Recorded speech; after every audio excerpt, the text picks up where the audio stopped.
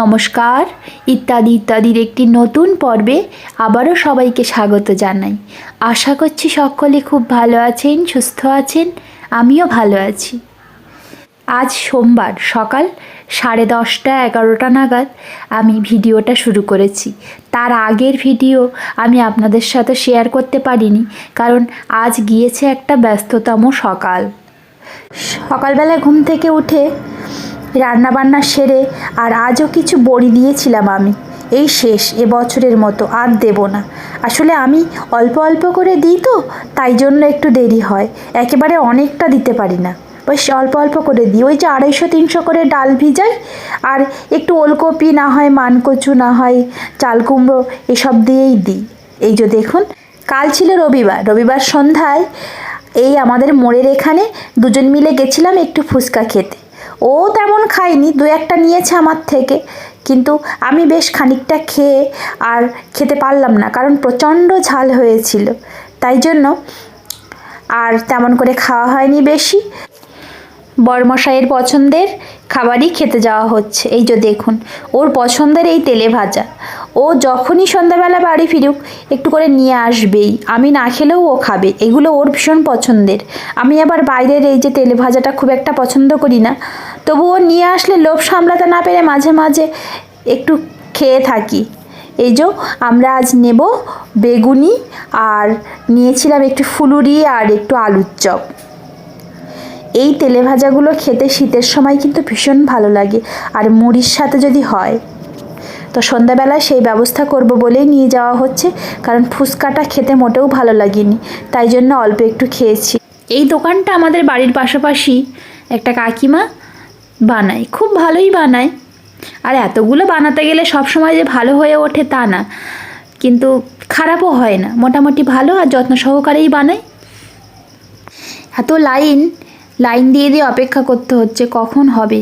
মানে অনেকজনই তো লাইন দিয়ে দাঁড়িয়ে থাকে। আর তেলে ভাজার দোকান খুব একটা নেই পাশাপাশি, একটু দূরের দিকে একটা আছে, কিন্তু সেখানে খুব একটা ভালো বানায় না বলে এখানেই আছে। যাই হোক, এবার ফেরার পালা। সন্ধ্যাবেলা ঘরে ফিরছি আমরা দুজন সেই তেলে ভাজা নিয়ে। বরমশাই আগে আগে, আমি পিছনে পিছনে বাড়ি চলে এসেছি। আজ সোমবার। আজ সকালবেলা দুজন রান্না খাওয়া করে আমি আর খাওয়ার সময় পাইনি। ও একটু খাওয়া দাওয়া করে নিয়েছে, আমি স্নান না করেই ওর সাথে বেরিয়ে পড়েছি। ওই যে সাইকেলের পিছনে চেপে বেরিয়েছি। আমার কিছু ওষুধপাত্রী কেনার ছিল, সেগুলো কাল রবিবার থাকায় দোকান বন্ধ ছিল, তাই জন্য আজ কিনতেই হবে। খুব দরকারি ওষুধ, তাই জন্য যেতেই হলো ওর সাথে। আর আজ থেকেই ওষুধটা শুরু করতে হবে, এই কারণে আমাকে যেতে হচ্ছে। তো স্নান করা হয়নি, শুধু রান্নাবান্না করে ওকে টিফিনপত্র গুছিয়ে দিয়ে আর ওকে কিছু খাইয়ে নিয়ে আমি বেরিয়ে পড়েছি। এই যে দেখুন, চলে এসেছি স্টেশনের পাশে এই যে ওষুধ দোকান থেকে আমরা ওষুধটা নেব। আমি বাইরে দাঁড়িয়ে অপেক্ষা করছি, আর ও লাইনে দাঁড়িয়ে আছে। প্রচণ্ড ভিড় হয় দোকানটাতে, কারণ সব রকমের ওষুধপত্রই ওখানে ভালো পাওয়া যায়, তাই জন্য এত ভিড়ভাড়টা হয়। পাশাপাশি আরও আছে, কিন্তু এই দোকানটাতেই ওই ওষুধগুলো পাওয়া যাবে। যাই হোক, ওষুধ নিয়ে আমি বাড়ি ফিরে এসেছি।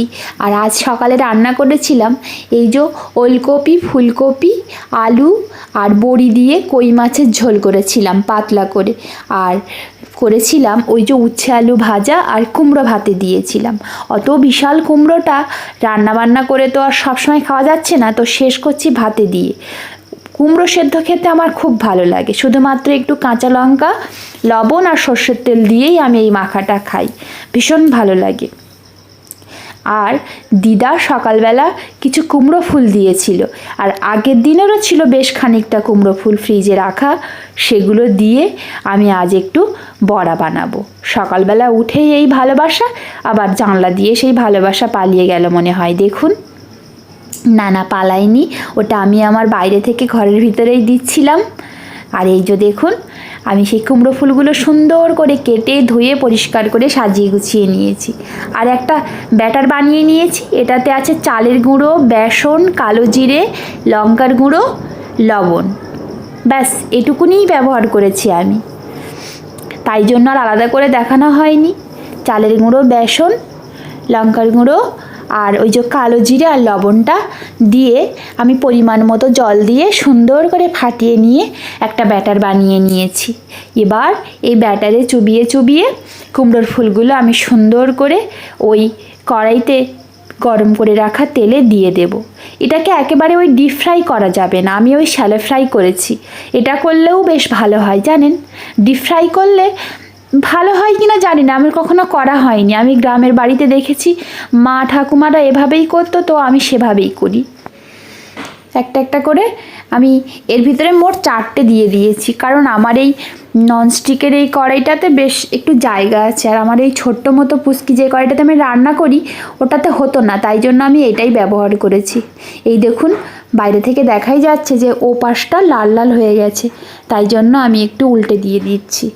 এই চালের গুঁড়োটা দেওয়ার জন্য কুমড়োর ফুলের বড়াগুলো কি সুন্দর মুচমুচে হয় জানেন। শুধু বেসন দিয়েও হয়, কিন্তু ওটা একটু নরম নরম হয়। আর চালের গুঁড়োটা ব্যবহার করলে সুন্দর এক ক্রিস্পি টাইপের হয়, ভীষণ ভালো লাগে। যাই হোক, একে একে আমি এই 6-7টা বড়া ভেজে নেব। বড়া তো বানিয়েছিলাম বেশ 6-7টা, কিন্তু আমার জন্য পড়ে আছে এই 2টো, কারণ দিদা দাদুকেও দিয়ে এসছি। উনি রোজ আমায় কুমড়োর ফুল দেয় আর বড়মশাই খেয়েছে।